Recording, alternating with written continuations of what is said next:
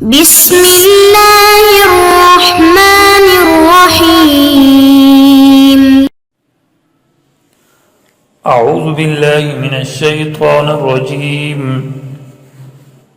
بسم اللہ الرحمن الرحیم قالوا سبحانك لا علم لنا الا ما علمتنا انك انت العلیم الحکیم۔ گزشتہ سبق کے اندر دلیل نقلی کی بحث تھی۔ اس سبق جو ابھی کا ہے اس کے اندر دلیل نقلی کا بیان ہے۔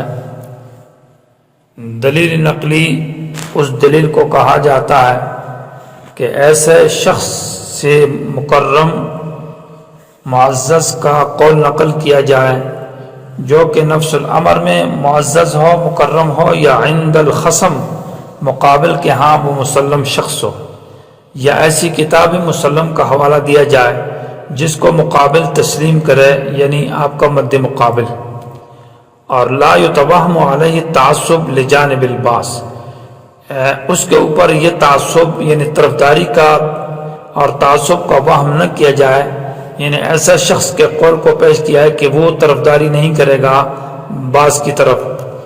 دلیل نقلی فی نفسی ہی تو مؤکد ہوتی ہے دعوے کے لیے، یعنی دعوے میں تاکید پیدا کرتی ہے، مثبت نہیں ہے۔ مثبت تو دلیل عقلی ہے۔ تو دلیل نقلی کی بھی 6 قسمیں ہیں، جیسے کہ دلیل عقلی کی 6 قسمیں تھی: دلیل عقلی انفسی، علوی، سفلی اور وسطی 4، اور اعترافی صریحی، اعترافی سکوتی 6 قسمیں تھی۔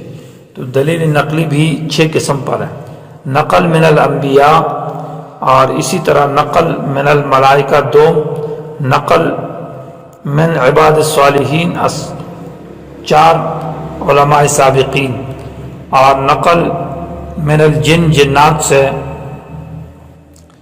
نقل من الکتب السابقہ 5، اور نقل من الوحوش والطیور یہ 6 نمبر ہیں۔ یہ 6 قسم کے دلائل نقلی ہے۔ پہلی قسم کہ نقل کیا جائے انبیاء کے اقوال کو، تو اس میں انبیاء کے اقوال بھی ذکر کیے جاتے ہیں، حالات انبیاء کو بھی ذکر کیا جاتا ہے، اور انبیاء کی اقوال کے انبیاء نے اجمالی، پھر اس میں اجمالی اور تفصیلی دونوں ہے۔ سورہ نام کی آیت ہے کہ یوم یجمع اللہ الرسل فیقول ماذا اجبتم قالوا لا علم لنا، نفی علم الغیب کے اوپر تمام انبیاء کے اجمالی قول کو ذکر کیا ہے، اس کو دلیل نقلی اجمالی کہتے ہیں۔ سورہ حجر کے اندر وَلَقَدْ بَعَثْنَا فِي كُلِّ أُمَّةٍ رَسُولًا أَنِ اعْبُدُوا اللَّهَ، آپ توحید کے اوپر اور توحید فی العبادات کے اوپر تمام انبیاء کے قول کو نقل کیا ہے۔ وَمَا أَرْسَلْنَا مِن رَّسُولٍ إِلَّا نُوحِي إِلَيْهِ أَنَّهُ لَا إِلَٰهَ إِلَّا أَنَا فَاعْبُدُونِ، سورہ انبیاء کے اندر۔ اسی طرح سورہ زخرف میں اجعلنا من دون الرحمن آلہۃ یعبدون، مجعول آلہہ نہیں ہے۔ اور دلیل نقلی تفصیلی انبیاء سے وہ انبیاء علیہم الصلاۃ والتسلیمات کے واقعات اور قصص کا بیان ہے، جیسے سورہ ہود میں ہے حضرت صالح علیہ السلام، حضرت نوح علیہ السلام، حضرت شعیب علیہ السلام، سورہ اعراف کے اندر ہے۔ تو تمام انبیاء کے جو واقعات ہیں، ان واقعات کے اندر دلائل ہیں۔ انبیاء علیہم الصلاۃ والسلام کے واقعات کے اندر جو باتیں ہیں، وہ ان میں سے چند بات یہ ہے کہ یعنی یہ مسئلہ بیان کیا گیا ہے کہ یہ دین توحید اسلام جو ہے یہ اتفاقی دین ہے، اور یہ تمام انبیاء کا دین ہے۔ اور انبیاء علیہ السلام کے قصوں کے واقعات کی حکمتیں یہ ہے کہ اس میں ایک تو توحید کی بات ہوتی ہے، دوسری اس میں عبرت ہوتی ہے منکرین کے لیے کہ جنہوں نے انکار کیا تو ان کو سزا ملی عذاب پر۔ اس میں ساتھ ساتھ تشجیع ہوتی ہے علی الدعوت والتبلیغ، کہ دعوت اور تبلیغ کے اوپر بہادری دلانا مقصد ہے، جیسے کہ انبیاء نے بہادری کے ساتھ دعوت دی۔ اس میں تسلی ہوتی ہے اور مومنین کے لیے، ساتھ ساتھ اس میں نجات ہوتی ہے صالحین نیک لوگوں کے لیے، یہ بات بھی ہے۔ اسی طرح انبیاء اپنی سلامتی میں اور تمام حالات میں محتاج اللہ کے، اور انبیاء عالم الغیب نہیں تھے۔ اور اس طرح نفی الشرک فی الدعاء، اور دفع ہے شبہات شرکیہ کا۔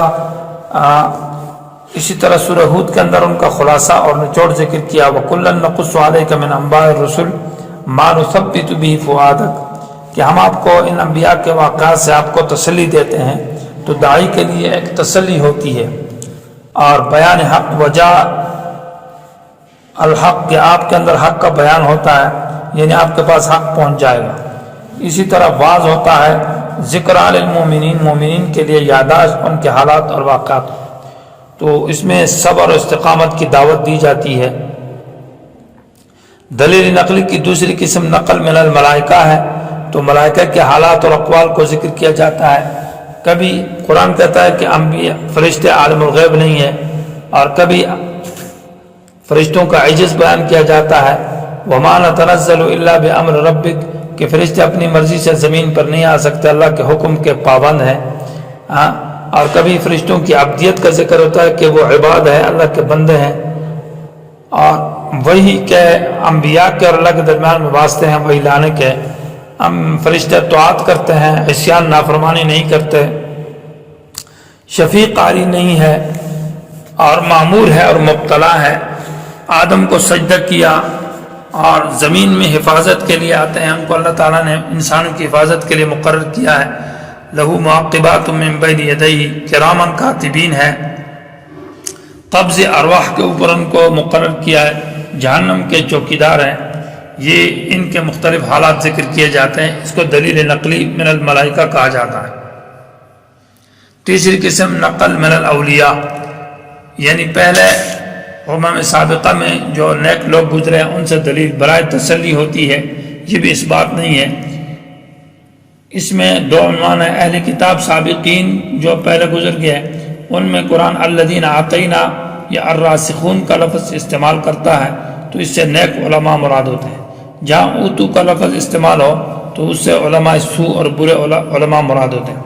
دوسرا یہ ہے کہ ان کے اسماء اور صفات اور ان کے مجاہدات کو ذکر کیا جاتا ہے، اور اس میں خاص تخصیص کے ساتھ نام لیا جائے، جیسے امرات عمران کا ذکر ہے کہ اس نے نظر اللہ کے لیے مانی۔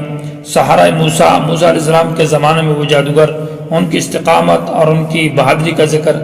اصحاب کہف اور ان کی تفصیلی دلائل۔ ذوالقرنین کہ اس نے دین کی اشاعت کے لیے 3 اطراف کا سفر کیا، اور صد الذرائع معنی یہ ہے کہ شرک کے ذرائع کو بند کیا اشاعت دین کے لیے، انہوں نے بہت محنت کی۔ حضرت لقمان، اور اسی طرح رجل مومن صاحب یاسین جس کو کہا جاتا ہے، اس نے دین توحید کی دعوت کی۔ رجل مومن جو موسیٰ علیہ السلام کے زمانے میں تھے۔ دلیل نقلی کتب سابقہ سے تیسرے نمبر پر ہے۔ اس میں پہلی کتابوں سے جو ذکر کیا جاتا ہے کہ ان کتابوں میں بھی ہدایت دی اور توحید کی تصدیق تھی، اور انبیاء کی رسالت کی تصدیق کی ہے، تو تورات سے، زبور سے، انجیل سے ذکر کی جاتی۔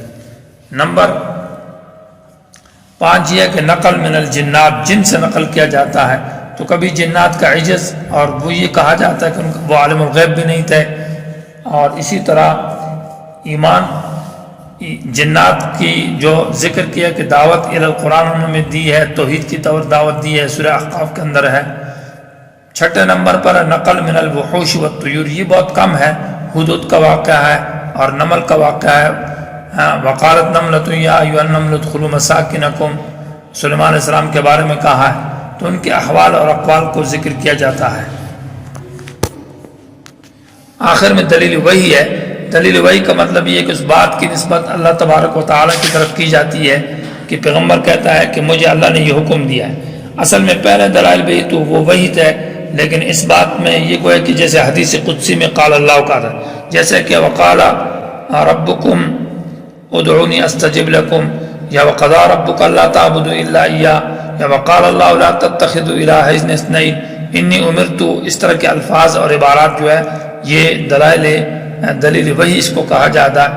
گویا کہ سورت کو سمجھنے کے لیے سورت میں جتنے آیات ہیں جن کا تعلق دلائل کے ساتھ ہے ان کو اکٹھا کیا جائے اور دعوے کے ساتھ لگایا جائے تو سورت سمجھ میں آ جائے گی۔ یہ بحث تھی ادلہ کی۔ دلیل نقلی کی 6 قسمیں اور دلیل عقلی کی بھی 6 قسمیں ہو گئی۔ یہ کل 12 قسمیں ہیں، دلائل ان کو کہا جاتا ہے۔